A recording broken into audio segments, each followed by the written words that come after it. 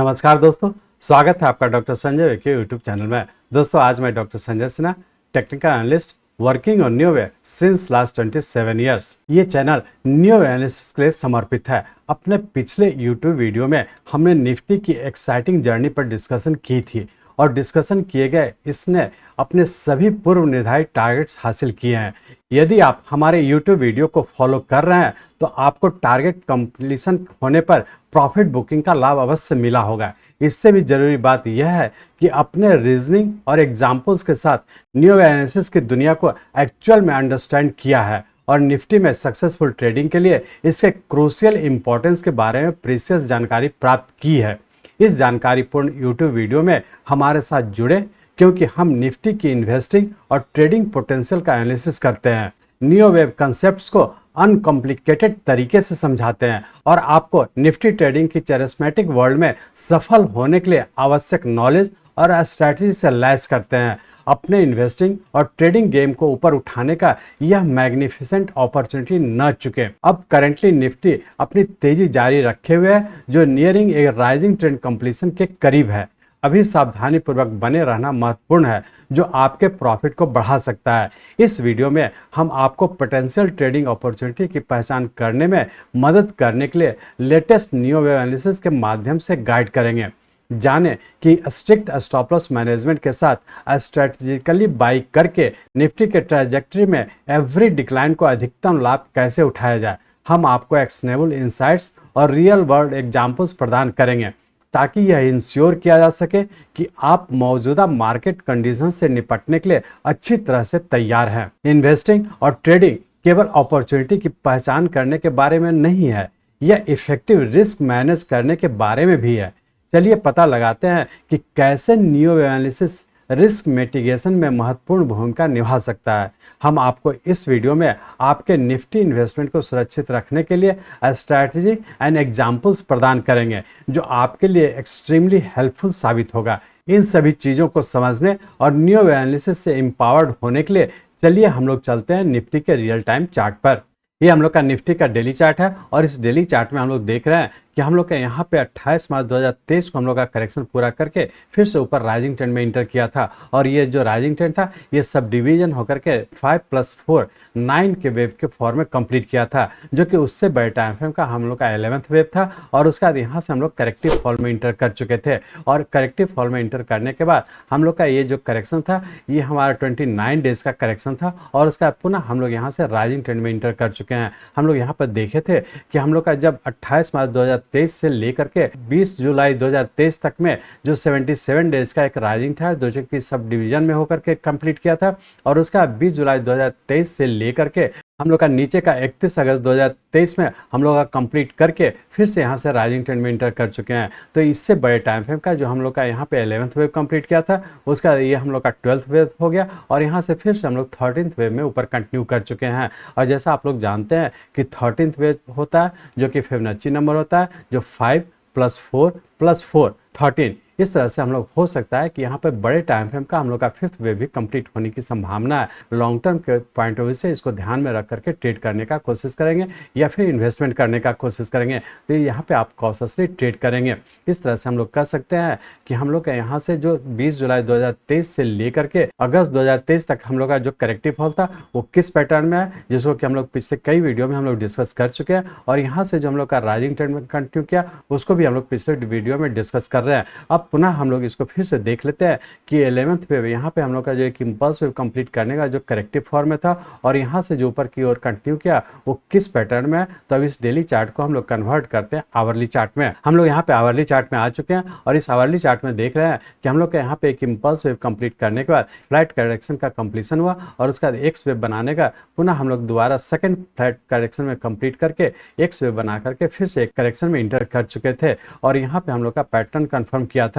यहाँ पे हम लोग देखें कि जो लास्ट करेक्टिव फॉल था जो कि ये बी सी वेव के फॉर्म में कंप्लीट किया था। और इसके यहाँ पे जैसा 2 सप्ताह पहले आप लोग से डिस्कस किए थे कि यहाँ पे हम लोग का पैटर्न कंफर्म किया था, जो इंडिकेट किया था कि ये पूरा करेक्टिव फॉल पूरा करके फिर से नया हाई बनने की ओर कंटिन्यू कर चुके थे। एग्जैक्टली हम लोग देखे यहाँ पे हम लोग का सबसे छोटे टाइम फ्रेम का पैटर्न कंफर्म किया था, जो कि उससे बड़े टाइम फ्रेम का हम लोग का यहाँ पैटर्न कंफर्म किया, जो इंडिकेट कर दिया था कि हम लोग का फिर से नया हाई बनने की संभावना। और अकॉर्डिंगली हम लोग देख रहे हैं कि उसी तरीके से हम लोग ऊपर की ओर कंटिन्यू कर चुके हैं और हम लोग का जो 20 हाई जाने की संभावना था उसी के डायरेक्शन में हम लोग कंटिन्यू किए हैं और अभी भी हम लोग उसी की ओर कंटिन्यू किए हुए हैं। अब हम लोग ये देखने की कोशिश करेंगे कि यहाँ से जो करेक्शन पूरा करके ऊपर की ओर राइजिंग ट्रेंड में इंटर किया वो किस पैटर्न में। तो हम लोग यहाँ पे देख रहे हैं कि यहाँ पे करेक्शन का पैटर्न कंप्लीट करने का यहाँ पे पैटर्न कंफर्म किया था, जो कि उससे बड़े टाइम फ्रेम का हम लोग का ये 1 हो गया। और ये सेकंड वेव यहाँ से हम लोग 0 टू ट्रेंड लाइन ड्रॉ करा तो इस पॉइंट को टच करते हुए आगे की ओर कंटिन्यू करा, तो ये हमारा सेकंड वेव हो गया। और यहाँ से यहाँ तक ये हमारा थर्ड वेव कंटिन्यू किया। थर्ड वेव यहाँ पे कंप्लीट करने का अब हम लोग 2-4 ट्रेंड लाइन ड्रॉ करते हैं तो इस पॉइंट को टच कर रहा है। अब यहाँ पे आप लोग जरूर ध्यान रखेंगे कि जो लोग एडवांस कोर्स किए हैं ये उसके लिए आप समझेंगे कि यहाँ से हम लोग का 2-4 ट्रेंड लाइन यही हुआ, क्योंकि इसके बाद 4 जो है यहाँ पर 2-4 ट्रेंड लाइन में हमारा 5th वेव का सबऑर्डिनेट वेव इंटर किया, जो कि वैलिड है। जैसा कि आप लोग को एडवांस कोर्स में बताएं उसको आप ध्यान रखेंगे और उसी हिसाब से आप ट्रेड करने का कोशिश करेंगे। तो यहाँ पे हम लोग कह सकते हैं कि यहाँ पे हमारा 1, 2, 3, 4 और यहाँ पे हम लोग 5th वेव में इंटर किए हैं। अब 5th वेव में भी देखेंगे कि इसका सबऑर्डिनेट वेव किस पैटर्न में है। तो अब हम लोग इसको एनालाइज करने के लिए इस आवरली चार्ट को हम लोग कन्वर्ट करते हैं 15 मिनट के चार्ट में और ये देखने की कोशिश करेंगे कि 4th वेव के बाद जो 5th वेव के फॉर्म में ऊपर कंटिन्यू किया उसके सबऑर्डिनेट वेव में किस प्लेस पर है और आने वाले इंट्राडे में मतलब आने वाले मंडे और ट्यूसडे को क्या होने की संभावना, उसको भी हम लोग 15 मिनट चार्ट्स के डिस्कशन के दरमियान उसको देखेंगे। और फिर से दोबारा हम लोग ये भी देखने की कोशिश करेंगे कि पूरे वीक में क्या होने की संभावना। तो पहले हम लोग देखते हैं कि मंडे और ट्यूसडे को क्या होने की संभावना। उसके लिए हम लोग इस आवरली चार्ट को कन्वर्ट करते हैं 15 मिनट के चार्ट में। हम लोग यहाँ पे 15 मिनट के चार्ट में आ चुके हैं और 15 मिनट के चार्ट में हम लोग देख रहे हैं कि यहाँ पे करेक्शन पूरा करने का ऊपर का 1, 2, 3 और 4th वेव यहाँ पे कंप्लीट किया, जो कि 2-4 ट्रेंड लाइन ड्रॉ करा तो इस पॉइंट को टच करा तो 4th और इसके बाद पुनः हम लोग 5th वेव के फॉर्म में ऊपर कंटिन्यू किए। 5th वेव के तहत हमारा ये 1, 2 इस 5th वेव का सबऑर्डिनेट वेव को यदि हम लोग 0 टू ट्रेंड लाइन ड्रॉ करें तो इस पॉइंट को टच कर रहा है, तो हमारा ये 1, 2 और यहाँ पर 3 वेव बनाकर हो सकता है कि मंडे को हम लोग का रेंज बाउंड में नीचे आने के बाद फिर से हम लोग ऊपर कंटिन्यू करके यहाँ पे 5th वेव कंप्लीट करें और उसके बाद हो सकता है कि पूरे का फिर से पैटर्न कंफर्म कर नीचे करेक्टिव फॉर्म में इंटर होने की संभावना है। तो अब हम लोग ये कह सकते हैं कि मंडे और ट्यूसडे को क्या होने की संभावना, तो बहुत ज़्यादा संभावना है कि नीचे एक बार 20,100 और ऊपर का 20,250 इसी रेंज बाउंड में रहने की संभावना। डिक्लाइन पे बाई करके ऊपर के ऊपर जो प्रॉफिट भी बुक करेंगे, चूँकि बहुत ज़्यादा संभावना है इस छोटे टाइम में 5th वेव कंप्लीट करके फिर से करेक्टिव फॉल में इंटर करने की संभावना। तो बेहतर है जब भी डिक्लाइन पे आता है बाई करें और ऊपर के ऊपर जो प्रॉफिट भी बुक करें। और यदि मंडे और ट्यूसडे के स्टॉप लॉस की बात करें तो उसके लिए हम लोग का स्टॉप लॉस होगा, जैसा कि आप लोग को बेसिक कोर्स में बताया है कि जब भी हम लोग का कोई इंपल्स वेव बनता है तो उसका थर्ड वेव कभी भी 100% रिट्रेस नहीं करता है। तो थर्ड वेव हमारा चूंकि यहाँ से स्टार्ट हुआ तो थर्ड वेव का स्टॉप लॉस हो जाएगा। तो हम लोग ये कर सकते हैं कि मंडे ट्यूसडे की बात करें तो रेंज बाउंड में नीचे हम लोग का 20,100 और ऊपर 20,250 और मंडे ट्यूसडे के लिए नीचे का स्टॉप लॉस रखेंगे 20,040 का। इस स्टॉप लॉस को ध्यान में रख करके डिक्लाइन पे बाय करके ऊपर के ऊपर प्रॉफिट बुक करेंगे। अब हम लोग ये देखने की कोशिश करेंगे कि पूरे वीक में क्या होने की संभावना। तो इस 15 मिनट के चार्ट को कन्वर्ट करते हैं आवरली चार्ट में। हम लोग पुनः आवरली चार्ट में आ चुके हैं और इस आवरली चार्ट में जैसा देख रहे हैं कि हम लोग का यहाँ पे 1, 2, 3, 4 और यहाँ पर 5th वेव कहीं ना कहीं पूरा होने की संभावना है। तो बहुत ज़्यादा संभावना है कि इस वीक में ऊपर कहीं ना कहीं एक इम्पल्स वेव कंप्लीट होने की संभावना है। और जैसा आप लोग जानते हैं कि जब भी हम लोग का एक इम्पल्स वेव के सबऑर्डिनेट 5th वेव में होते हैं तो 5th वेव को रिस्पेक्ट करना चाहिए। रिस्पेक्ट करने का मतलब कि यहाँ पे बहुत एग्रेसिव होकर के लॉन्ग पोजीशन नहीं बनाए, लॉन्ग पोजीशन बनाए लेकिन स्टॉप लॉस को स्ट्रिक्टली फॉलो करें। और स्टॉप लॉस यदि ब्रेक करता है तो हो सकता है कि ये पूरा इम्पल्स वेव कंप्लीट करके इस पूरे इम्पल्स वेव के करेक्टिव फॉल में इंटर होने की संभावना है। तो पूरे वीक की बात करें तो उसके लिए हम लोग ये कह सकते हैं कि चूंकि हम लोग का 1, 2, 3 और फोर्थ पॉइंट ये है, तो इस फोर्थ पॉइंट ही हम लोग का पूरे वीक के लिए स्टॉप लॉस होगा। फोर्थ पॉइंट है हम लोग का नीचे का 19,940 का। इस स्टॉप लॉस को ध्यान में रख करके हम लोग ट्रेड करेंगे, लेकिन ध्यान रखें ये फोर्थ वेव है तो ये पैटर्न कंफर्मेशन का भी इंडिकेशन देगा।